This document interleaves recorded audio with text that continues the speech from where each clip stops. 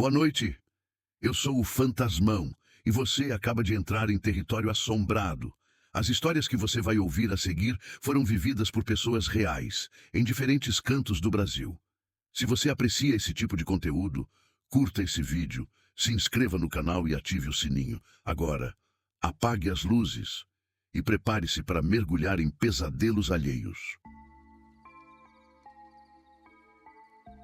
Morava no interior de Minas Gerais e acabei vindo morar no Rio de Janeiro, uma vez que havia herdado uma chácara, que por sinal era maravilhosa, com bastante verde e uma casa bem antiga. Mas era uma casa grande com vitrais, escada com grade trabalhada, 5 quartos, 2 grandes banheiros, um outro banheiro menor, uma piscina que precisava de reparos, pois faltavam alguns azulejos. Enfim, uma casa bastante tentadora e com a vantagem de já estar mobiliada com vários móveis antigos. E como minha família tinha uma situação bastante confortável e eu podia manter a chácara, resolvi que não iria vendê-la e sim morar nela. Na verdade, ninguém de minha família havia morado nela, porque ela era parte do pagamento de uma dívida passada há muitos anos atrás, e a casa meio que ficou abandonada durante todos aqueles anos, porque ninguém se interessou em morar nela. Mas quando houve uma divisão de bens devido à morte de um parente, eu recebi a chácara como parte da herança. E como fiquei fascinada pela chácara e era apaixonada pelo Rio de Janeiro, não houve oportunidade melhor que esta. Estava toda animada com a minha nova residência. Gostava de fazer eu mesma a maior parte das coisas para deixá-la como desejava. E passados umas 3 semanas, estava eu na imensa sala e sentada em uma cadeira de balanço, fazendo planos e olhando os vitrais coloridos, que deviam ser bastante antigos, por sinal. Estava olhando fixamente para um destes vitrais que ficavam justamente no final do corredor, nos fundos desta imensa sala, quando de repente eu vi sair do banheiro e cruzar o corredor e passar para um quarto que ficava embaixo, uma mulher de vestido escuro. Ela não olhava para os lados, simplesmente cruzou o corredor e entrou no quarto. Fiquei ali parada, hipnotizada e sem acreditar. Era uma mulher muito real para mim. Não podia ser imaginação.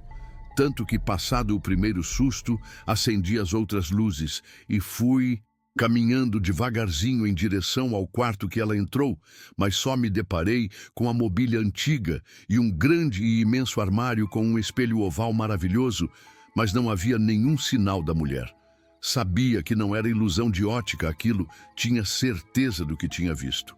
Passados uns 3 dias do ocorrido, estava arrumando a casa, limpando ela durante a noite, e as lâmpadas do corredor em toda a sua extensão ficaram fracas e piscaram algumas vezes, acabaram apagando e voltaram normalmente, e continuei a fazer as minhas arrumações. E dali a 20 minutos mais ou menos, o mesmo aconteceu com o lustre da sala. Fiquei meio apreensiva. Fui até a caixa de fusíveis na cozinha, mas não vi nenhuma coisa que pudesse indicar algo errado. Então, já meio cansada, fui escovar os dentes e dormir. E quando estava na pia, ouvi um forte barulho de portas batendo, mas eu já havia trancado tudo. Fui com cuidado examinar cada porta, mas estava tudo normal como havia deixado. Mais alguns dias e estava na beira da piscina vendo um luar maravilhoso junto com 2 amigos meus e ficamos ali papeando e bebendo quando eu saí para pegar gelo e o meu amigo disse que iria ao banheiro e minha amiga continuou lá na beira de piscina e quando eu voltei ela estava olhando fixamente para cima, mais precisamente para o andar de cima da casa, e eu perguntei o que estava olhando. E ela disse que tinha visto uma mulher abrir a porta da varanda de cima e sair, cruzar a varanda toda e entrado em outra extremidade da casa. Falou que não sabia que eu tinha mais alguém em casa e falei com ela que realmente não tinha mesmo. Ela disse que tinha visto uma mulher de cabelos presos junto à nuca, como se fosse um coque, e andou por toda a varanda e depois entrou por outra porta do outro lado da varanda. Aquilo me fez arrepiar todinha. Disse que havia visto uma pessoa assim na sala semanas antes e ela se benzeu. Nesta mesma noite, esses meus amigos e eu estávamos já dentro de casa quando ouvimos barulho de água na piscina, como se alguém estivesse mergulhando nela. Mas quando corremos para a janela em direção à piscina, não havia nada, nem sequer água jogada para fora da piscina. Cheguei um dia em casa e, após colocar uma camisola para dormir, estava soltando o cabelo e fui em direção à janela descompromissadamente, quando, de repente, observei uma luminosidade alaranjada que piscava e outra luz vermelha que também piscava incessantemente. Foi quando dei por mim e reparei que era o carro estacionado lá embaixo e o pisca-alerta estava ligado sozinho. Sabia que não havia ligado o pisca-alerta ainda mais dentro da chácara para que eu iria utilizar o pisca-alerta. E mesmo porque ali era silencioso demais e iria ter percebido o barulhinho que faz depois de ter desligado o carro. Passaram-se os dias e já não me sentia tão confortável assim dentro daquela casa. Um dia estava trovejando e chovendo bastante, e naquele dia estava tendo um sério problema de queda de luz, e para piorar, estava chovendo demais. Resolvi sair da cama e conferir se as luzes já haviam voltado, e graças a Deus já estavam funcionando, e resolvi ir ao banheiro. E quando voltei, olhei para a porta da entrada da frente, o qual consistia em uma porta imensa de madeira. E acima da porta havia um vidro grande, em forma de meia-lua, dividido em 3 acima da porta. E me tremi toda.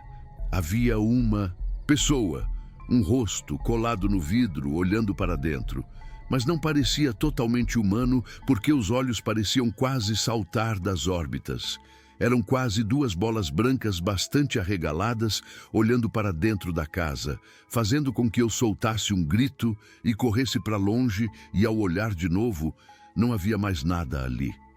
No dia seguinte, reparando com mais atenção, não havia como uma pessoa ficar ali fora porque não havia nada para que pudesse se apoiar ou escalar sequer.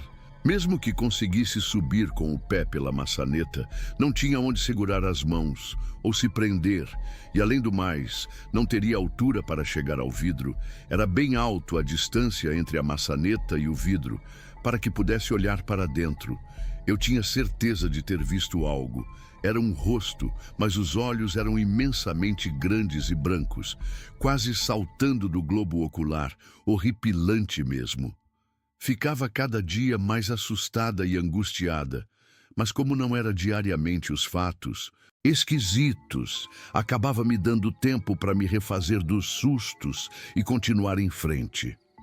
Teve um dia, inclusive, que fui pegar uma lata de conserva na despensa. Era um pequeno quartinho e depois de ligar a lâmpada do quartinho, estava lá dentro procurando a conserva, senti um frio grande e algo emitir um som do tipo "Oh!". E quando olhei para a porta, ela bateu com violência. Fiquei gelada de medo. Me apoiei na porta e segurei a maçaneta, mas ela abriu com facilidade. Já estava pensando que iria ser igual às cenas de filme de terror que a porta não abre, mas abriu normalmente, o que me deu um certo alívio.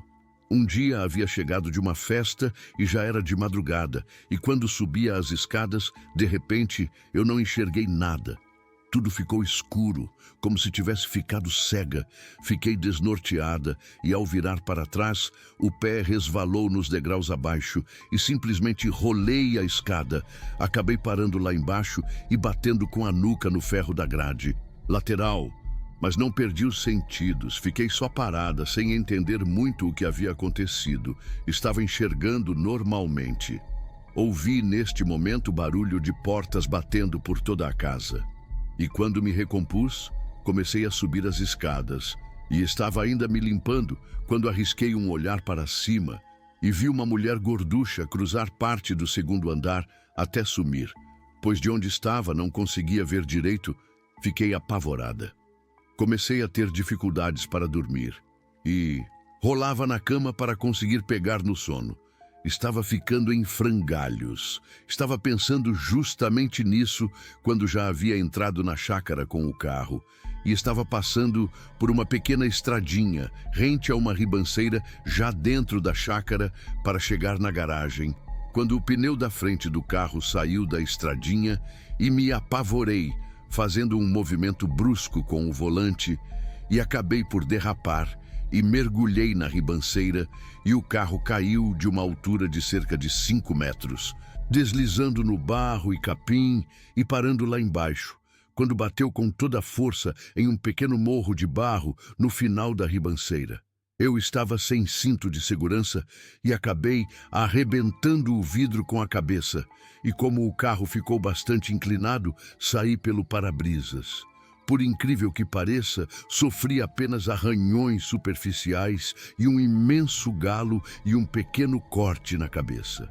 Retirei o sapato de salto que usava e usei uma parte menos íngreme para chegar na estradinha.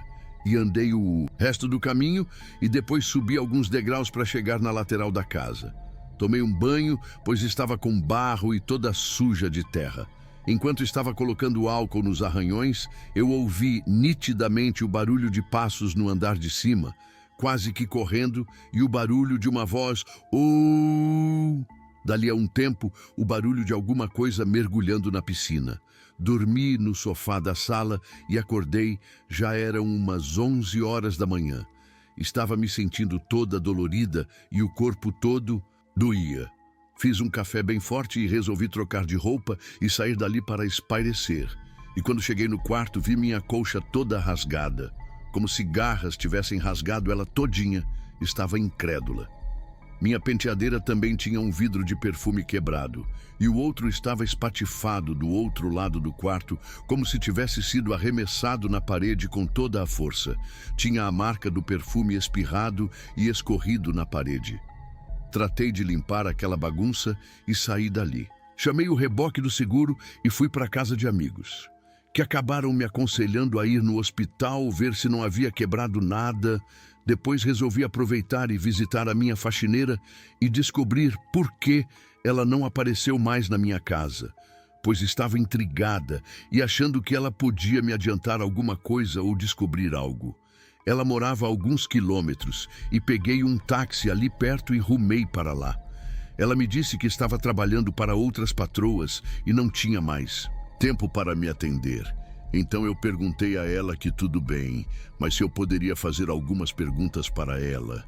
E perguntei se ela havia notado alguma coisa de esquisito na casa.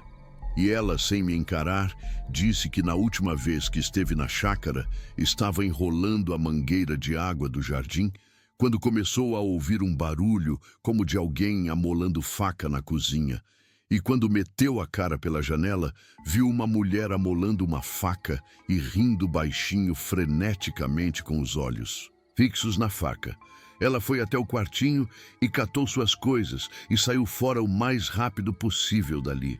Achava que estava correndo risco de vida. Nunca mais apareceu. Fiquei ali imóvel, ouvindo ela me falar tudo aquilo. Continuava a ouvir barulho, como se alguém tivesse mergulhando na piscina, e saía correndo para a janela do quarto para ver e não tinha nada. Ouvi no andar de baixo um dia o barulho de risadas, e quando desci, parecia que nada havia acontecido. Só ouvia os grilos lá, fora. Um dia acordei com algo fungando no meu ouvido, fiquei sentada observando, acabei voltando a dormir. Pois às vezes acabava tomando um calmante, uma vez que um amigo meu, que era médico, me receitou um calmante bem leve e acabava fazendo um efeito forte porque não estava acostumada com isso. Um dia, minha tia estava comigo em um final de semana e quando nos preparávamos para dormir, subimos as escadas. E quando passamos pelo segundo quarto, olhamos as duas automaticamente para dentro e vimos alguém dormindo na cama e ela disse: "Mas o que é aquilo?" Eu tratei logo de correr para acender a outra luz do corredor para a gente enxergar melhor, e ela correu comigo para não ficar sozinha. E quando voltamos para ver melhor, não havia absolutamente nada. Ficamos paradas no corredor olhando para dentro. Então, eu me aproximei e meti a mão no interruptor. Acendi a luz, mas o quarto estava normal. Mas tanto eu como ela vimos alguém ali deitado. Parecia que estava em uma espécie de paletó escuro ou preto. E eu me lembro nitidamente que calçava sapatos, deitado em cima da cama. Isto eu lembro inclusive com bastante clareza. Houve um dia que acordei apavorada e ensopada de tanto suor. Mas não sabia o que havia acontecido. Na verdade, era um pesadelo. E acabei caindo da cama e procurei acender a luz do abajur. E ela piscou e queimou. Levantei e liguei a do quarto, que também deu um clarão bem forte, e apagou. E não consegui mais fazer ela ligar. Precisei acender uma das luzes do corredor para que alguma luz funcionasse. Tratei de tomar outro banho de tão suada que estava. Às vezes, ficava tão cansada de algum sobressalto que estava sempre alerta e isto me cansava ainda mais. Fiz um banho de espumas na banheira para poder relaxar um pouco e fiquei ali um bom tempo de olhos fechados e relaxando, e deixava a porta do banheiro aberta, uma vez que só eu que morava na casa então não tinha problema nenhum. Estava eu na banheira e de repente senti uma sensação de frio forte e que continuou a aumentar. E logo depois, a impressão de alguém correndo pelo corredor de tábuas corridas, fazendo um grande barulho e como alguém ou alguma coisa tivesse correndo e caído quase em frente à porta do banheiro. Só que não conseguia ver nada, porque estava dentro da banheira e da posição em que estava, tinha visão parcial do corredor. Puxei a toalha, cobri meus seios e me encolhi. Fiquei em silêncio, naquela horrível expectativa, e assim ficou por algum tempo, e de repente alguma coisa se arrastando bem perto da porta do banheiro, mas nunca chegava até em frente à porta do banheiro e dava um tempo e voltava a se arrastar. Aquilo era enlouquecedor. Saí da banheira quando a água já havia esfriado e eu batia o queixo de frio. Resolvi dar uma festa para descontrair o clima e convidei várias pessoas da família e alguns amigos e falei que poderiam chamar quem quisesse, desde que me avisasse para que eu soubesse a quantidade das coisas. Deixei as pessoas circularem livremente pelos aposentos, apenas tratei de trancar o meu quarto ou guardar também coisas valiosas, já que havia muitas pessoas estranhas na festa. Estava tudo correndo bem, com música, comida, bebida, mas sem excessos. E quando fui na porta da casa me despedir de um convidado, fui chamada para ir até a piscina e pediram para eu olhar para cima, e havia duas convidadas histéricas, agarradas na grade da imensa varanda do andar de cima. Elas gritavam e pareciam realmente apavoradas. Os outros convidados foram acudi-las. Uma delas torceu o pé, pois resolveu descer pela varanda e pular no gramado. Ninguém conseguia entender o que estava acontecendo. Passados alguns minutos para que se acalmassem e todos nós juntos lá tentando saber o que havia acontecido, eu particularmente já imaginava alguma hipótese. E elas falaram meio descontroladas que estavam lá na varanda e resolveram descer.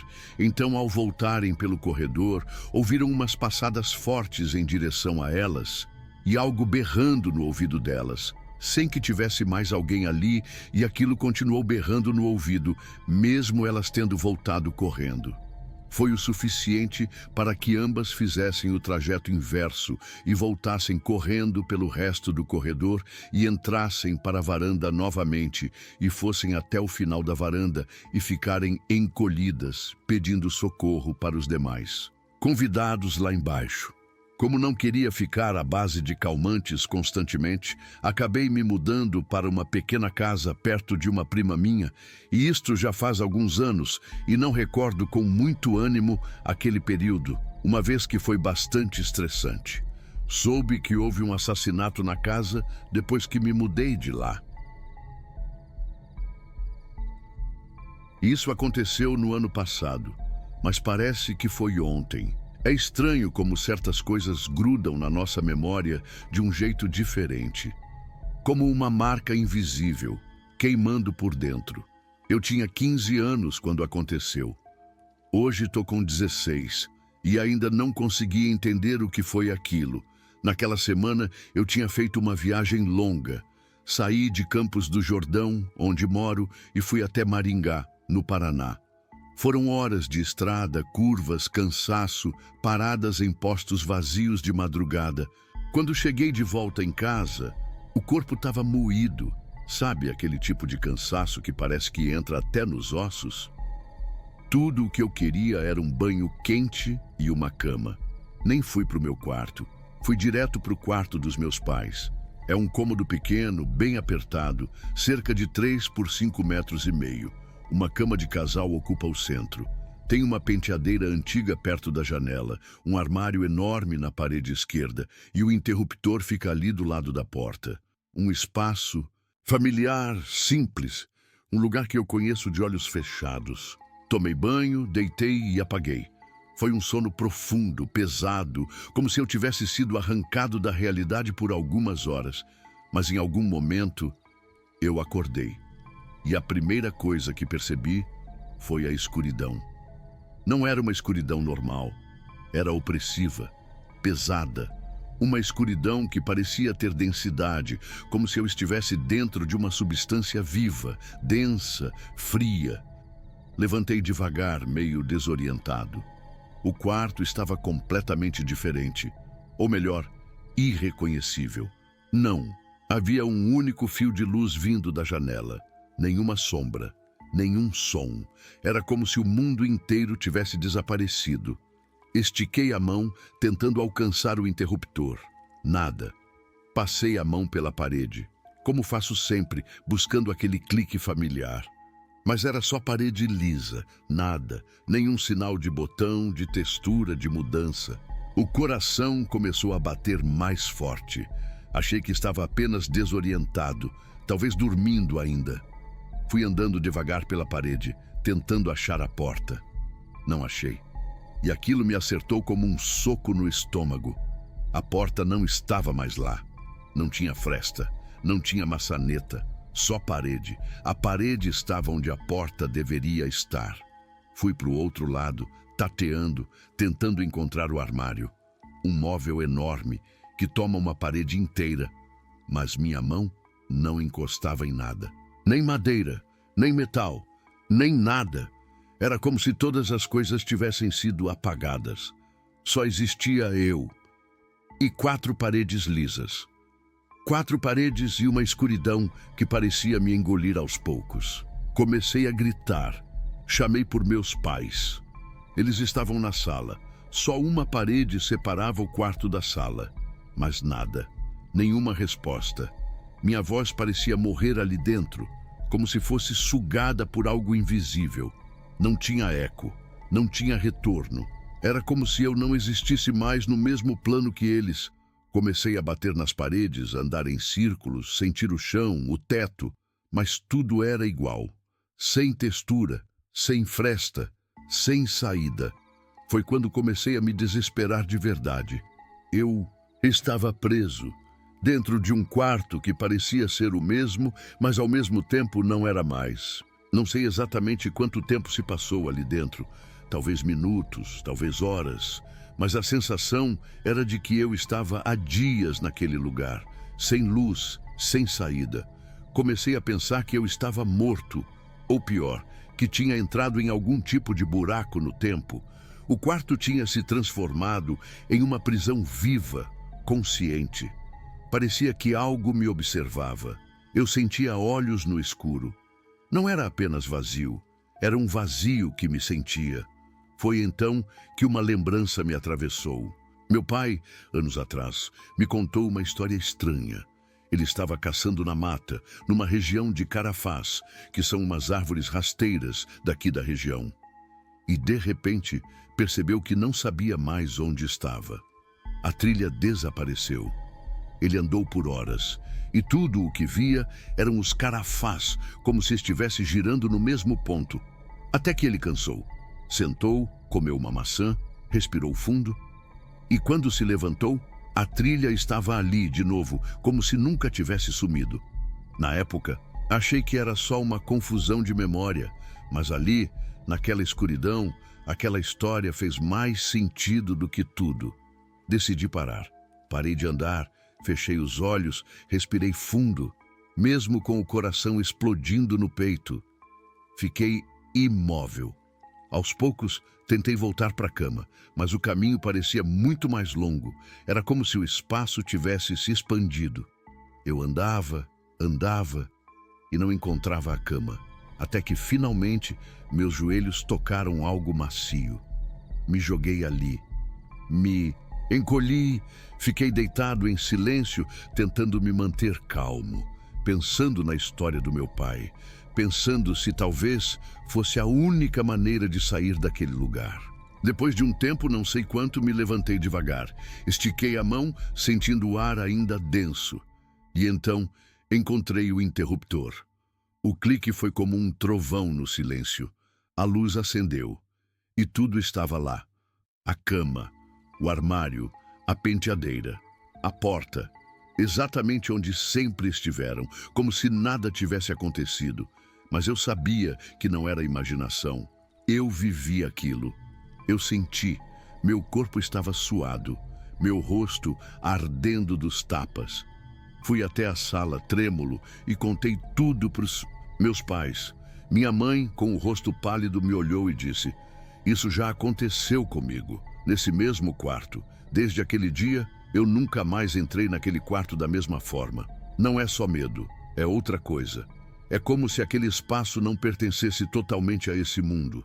Como se houvesse uma fenda, um portal, algo que às vezes abre e leva você para um lugar onde o tempo e o espaço se dobram, onde você pode desaparecer, onde talvez um dia alguém entre e nunca mais volte." O caso que vou contar aconteceu comigo anos atrás, quando ainda morava em Maringá, no estado do Paraná. Na época, eu tinha uns 20 e poucos anos. Era um período da minha vida em que tudo parecia tranquilo. Amigos por perto, tempo livre nos finais de semana, aquela juventude inconsequente que acredita ser invencível. Todo sábado era como um ritual. Eu e mais 3 amigos nos encontrávamos e íamos até um lugar conhecido como Cachoeirinha dos 7 Metros. Era uma área afastada, cercada por mata densa e pouco frequentada por pessoas de fora. O lugar era bonito, lindo até, com uma queda d'água de mais ou menos 7 metros de altura, que desaguava num lago profundo de águas escuras. Só que aquele pedaço de natureza tinha uma atmosfera estranha. Sempre que nos aproximávamos, o vento parecia soprar diferente. O silêncio da mata dava lugar a um som abafado, como se algo invisível sugasse parte do ambiente. Os moradores antigos da região evitavam o lugar. Diziam que antigamente, durante a ditadura, policiais levavam presos para lá, principalmente à noite. Os relatos falavam em espancamentos, tortura e que depois os corpos eram jogados nas águas da cachoeira para desaparecer. Com o passar dos anos, aquilo foi virando lenda, mas os casos de morte no local não pararam. Jovens se afogando, pessoas desaparecendo, boatos de gritos ouvidos à noite. A gente ouvia essas histórias, ria, zombava, mas lá no fundo sempre existia um incômodo. Um detalhe, em especial, sempre me deixou inquieto. No alto de um dos barrancos laterais, existia um boneco, um palhacinho velho de pelúcia. Ele ficava enroscado entre galhos e pedras, parcialmente coberto por musgo. Era impossível chegar até ele. Nenhuma trilha levava até lá. Ele só podia ser visto quando a gente subia para pular da parte mais alta da cachoeira. Era estranho ele estar ali, naquele lugar tão isolado. Mais estranho ainda era o fato de que ele nunca se movia. Vento, chuva, sol, o palhaço continuava parado, com o rosto virado para a gente.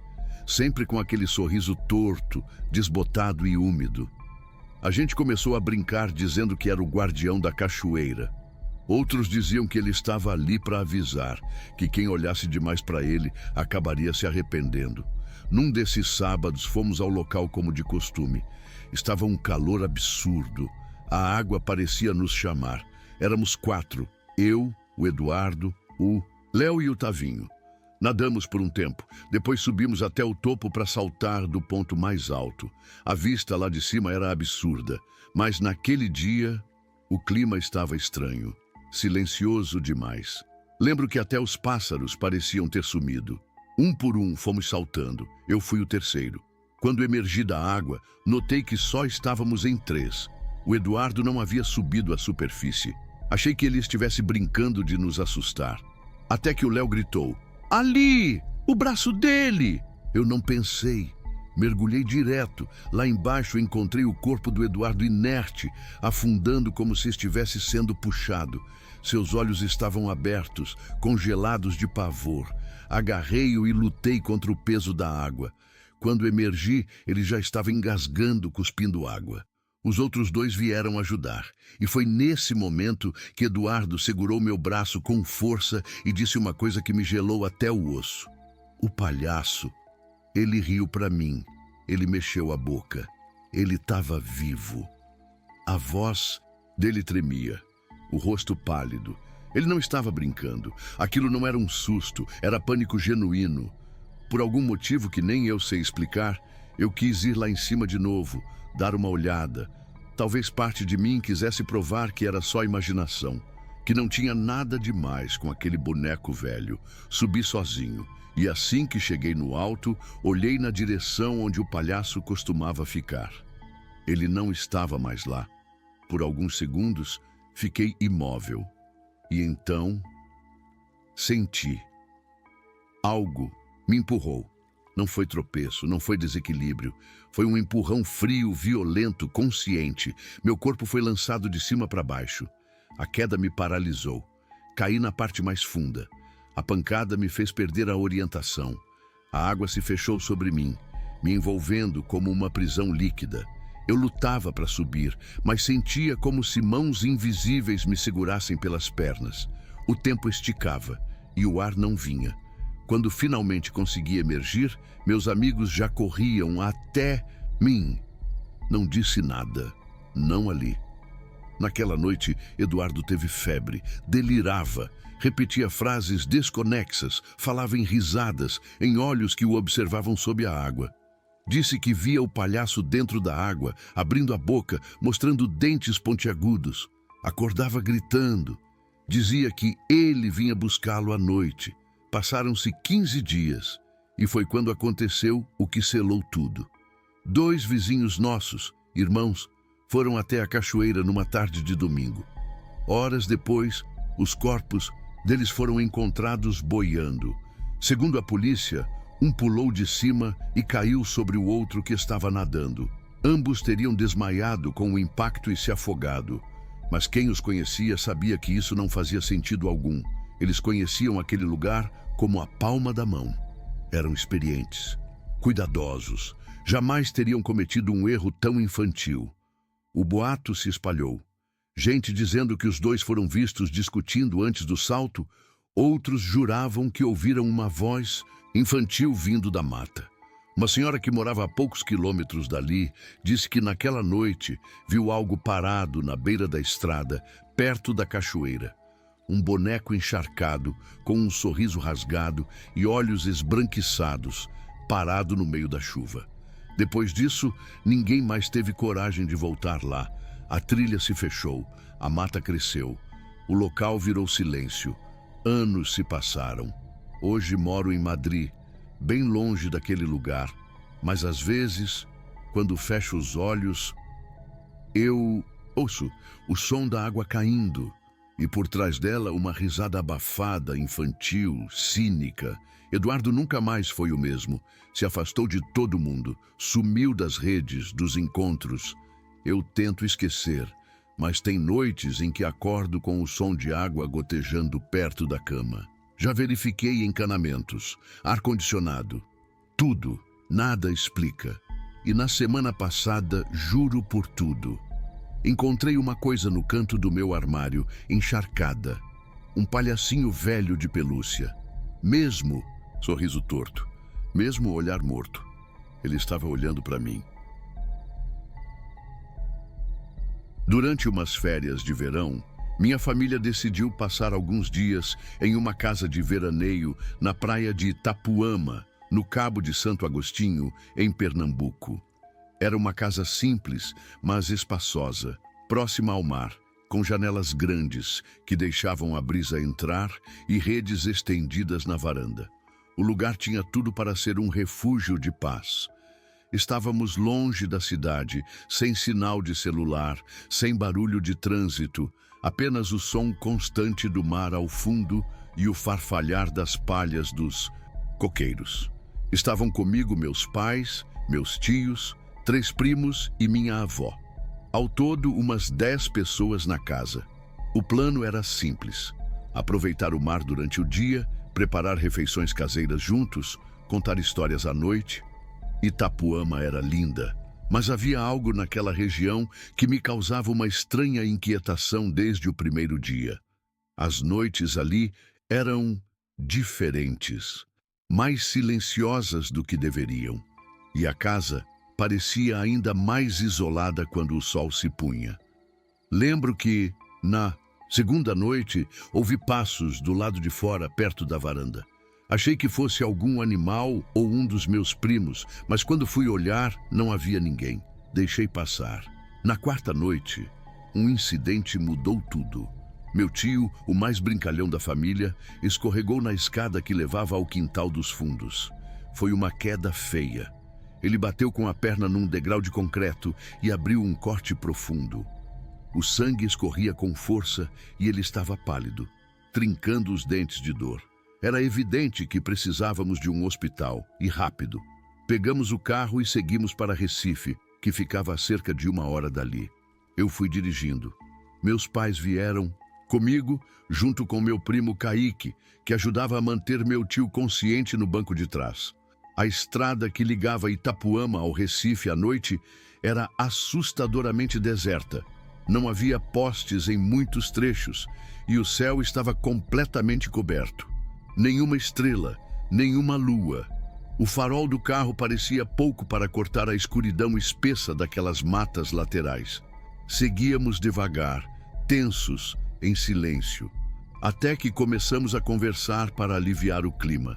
Lembro da minha mãe contar uma história de infância sobre uma noiva da estrada, uma mulher que aparecia pedindo carona e sumia antes de chegar ao destino. Demos risada, parecia só folclore. Mas naquele momento serviu para distrair. Foi então que a vimos. Logo após uma curva fechada no meio da pista, surgiu uma figura, uma mulher. Estava completamente vestida de branco, com um vestido antigo, amarrotado, longo até os pés. Os cabelos caíam sobre o rosto, negros como a noite ao redor. Ela não se mexia. Estava de frente para o carro, de cabeça levemente baixa, como se estivesse rezando ou chorando. Friei com tudo. O carro quase derrapou no acostamento. Todos gritaram ao mesmo tempo. Eu segurei firme o volante, tentando entender se era real ou um reflexo. A mulher estava a poucos metros de nós. O farol iluminava suas vestes, mas o rosto permanecia oculto. Ficamos ali, imóveis por alguns segundos. Meu pai sugeriu que dessemos ré. Minha mãe só dizia, não olha nos olhos dela. De repente, ela virou a cabeça devagar, revelando parcialmente o rosto. Seus olhos eram fundos, quase sem brilho. E ela sorriu. Um sorriso que não transmitia alegria, mas algo podre, como se zombasse de nós. Sem pensar, engatei a marcha e acelerei com tudo. Passamos por ela e seguimos em frente, em silêncio absoluto. Ninguém teve coragem de olhar para trás. No hospital, conseguimos atendimento. Meu tio recebeu os pontos e ficou em observação por algumas horas. Enquanto isso, meu primo Kaique, normalmente cético e debochado, estava calado, branco como papel. Ele só disse uma frase enquanto tomava café na lanchonete do hospital. Ela olhou direto para mim e sussurrou alguma coisa, mas não ouvi com os ouvidos. Senti dentro da cabeça. Voltar pela mesma estrada foi um tormento. Já era quase 4 da manhã. A neblina havia descido com força. As árvores formavam arcos sobre a pista, como se estivéssemos entrando em outro mundo. Ao nos aproximarmos do local onde a mulher havia aparecido, todos no carro prenderam a respiração. E como num pesadelo, ela estava lá, no mesmo lugar. Exatamente da mesma forma, vestida de branco, cabeça baixa, parada. Mas havia uma diferença. Agora havia algo atrás dela. Parecia uma espécie de sombra alta, com contornos indefinidos, como se algo a observasse também, mas de um plano além do nosso. Eu não queria parar, mas os faróis do carro piscaram 2 vezes. O motor engasgou e por um segundo o rádio ligou sozinho, emitindo um chiado que depois se transformou numa voz abafada que repetia apenas uma frase: "Vocês voltaram. Vocês voltaram." Todos gritamos. Tentei religar o carro. Nada. A figura da mulher começou a andar em nossa direção, lentamente. A sombra atrás dela parecia acompanhar. Meus dedos tremiam tanto que mal consegui girar a chave. Mas então, como se algo tivesse desistido, o motor pegou e disparei pela estrada sem olhar mais no retrovisor. Ao chegar na casa, o dia já começava a clarear. Todos estavam pálidos, sem saber o que dizer. O silêncio nos envolveu como um luto. Nos dias seguintes, coisas estranhas começaram a acontecer. Minhas primas passaram a ouvir passos no telhado à noite. Meu tio, já em recuperação, teve pesadelos terríveis, onde dizia estar preso na estrada, com a mulher de branco sorrindo para ele, cada vez mais próxima. Um dos meus primos começou a ter sangramentos nas narinas sempre que caía à noite. E o cachorro da casa, um vira-lata esperto, se recusava a sair debaixo da cama depois das 18 horas. Minha avó, a mais velha da casa, decidiu que aquilo tinha explicação. Começou a acender velas, rezar, fazer benzimentos com folhas e água benta. Numa das orações, ela parou subitamente e disse: "Tem alguém que não pertence a este lado, mas veio com vocês naquela estrada." Ninguém questionou. Na penúltima noite, fui acordado pelo barulho da porta da varanda se abrindo sozinha. Fui até lá com uma lanterna e no quintal sobre a areia vi pegadas, pequenas, descalças e molhadas, como se alguém tivesse saído do mar e caminhado até a nossa porta. Chamei todos. Seguimos o rastro até uma pedra no fim do terreno, onde terminava o quintal e começava a mata. E ali havia um pedaço de tecido branco, encharcado, preso num galho. O cheiro era de sal, mas também de algo podre. Queimamos o pano e deixamos o lugar no dia seguinte. Ninguém discutiu, ninguém questionou. Fizemos as malas em silêncio e fomos embora como quem foge de um pacto mal feito. Nunca mais voltamos para Itapuama. E mesmo tantos anos depois, quando volto a dirigir à noite, especialmente em estradas desertas, fico atento aos acostamentos, às sombras e aquelas figuras imóveis que parecem só esperar a próxima alma corajosa o suficiente para tentar encarar o que não se entende. Porque alguns caminhos, Caio, não levam de volta para casa.